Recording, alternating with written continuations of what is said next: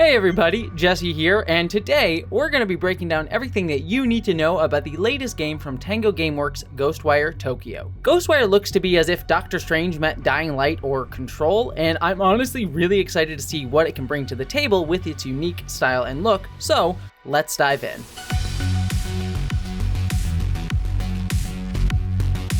Ghostwire Tokyo is a new IP from the Evil Within studio, Tango Gameworks. However, unlike the third-person survival horror of those games, Ghostwire Tokyo is something we rarely see, a Japanese-developed first-person shooter.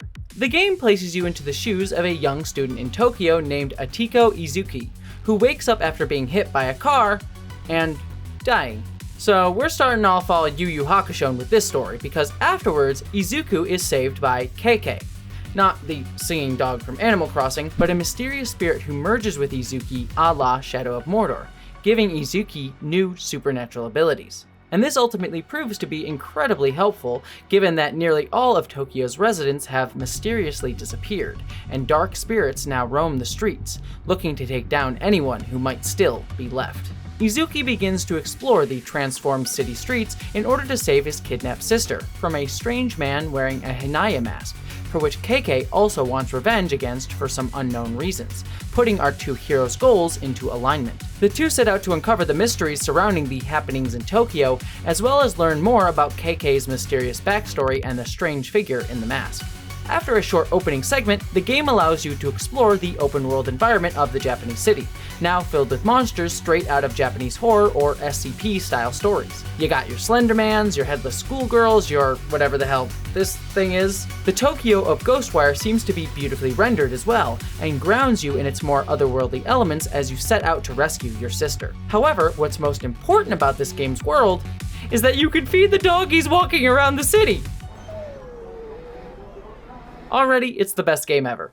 Like many open-world games, you'll be able to explore the city while trying to avoid the mysterious creatures. However, to unlock new areas of the map, you'll have to cleanse the spirits from torii gates surrounding the city, which will allow you to continue your exploration. While you'll be able to head straight through the game's story, much of the exploration of the game's world will come through side quests, with some of the more friendly creepy new denizens of Tokyo asking for your help with various problems. One mission, for example, will have you find a personal item for a spirit in order to help them pass on to the next life. While our gameplay preview writer Richard Wakeling did find some of these side quests to be lacking in his initial few hours of the game, he did also find some of the ways the game explored Japanese folklore to be intriguing.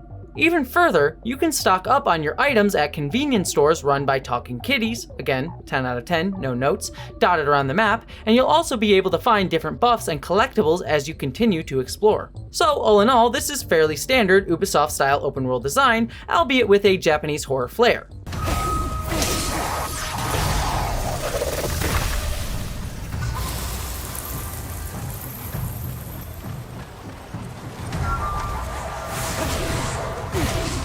Similarly though, physical movement in Ghostwire Tokyo draws comparison to another open-world horror game that was released earlier this year, Dying Light 2. Indeed, the Tango ability will allow Izuki to swing around buildings throughout the map by grappling to flying monsters, which will also be paired with the game's gliding mechanic. However, the game hopes to not only stand out through its unique world, but in its combat as well.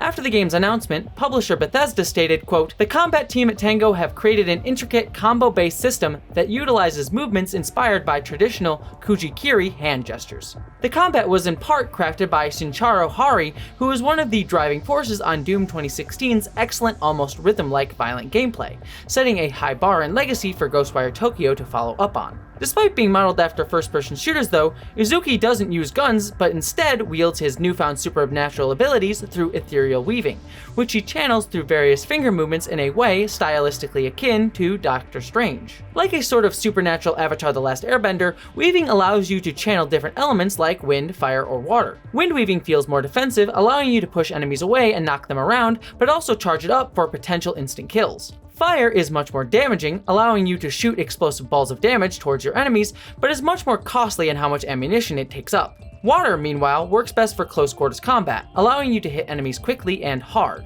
The game also has defensive abilities, allowing you to negate damage and even parry to prevent any damage done to you. The developers themselves equated this combat system to karate meeting magic, mixing movement with style. Additionally, your enemies themselves will allow for a lot of variety in gameplay. Certain enemies will be more vulnerable to specific types of damage and will also expose their hearts when attacked in the right way, allowing you to pull spiritual strings in order to instantly take them down. The combat also features a skill tree that allows you to unlock more abilities down the line, with many gameplay previews stating that the combat really begins to unfold and evolve once you begin to broaden your skill set. However, this also means that the initial hours of the game may feel more limited as you're left with fewer tools to handle your enemies.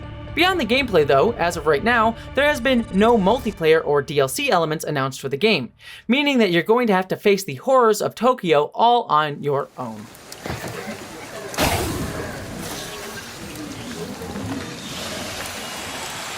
こいつはこれでいいだろう。意外と優しいとこあるね。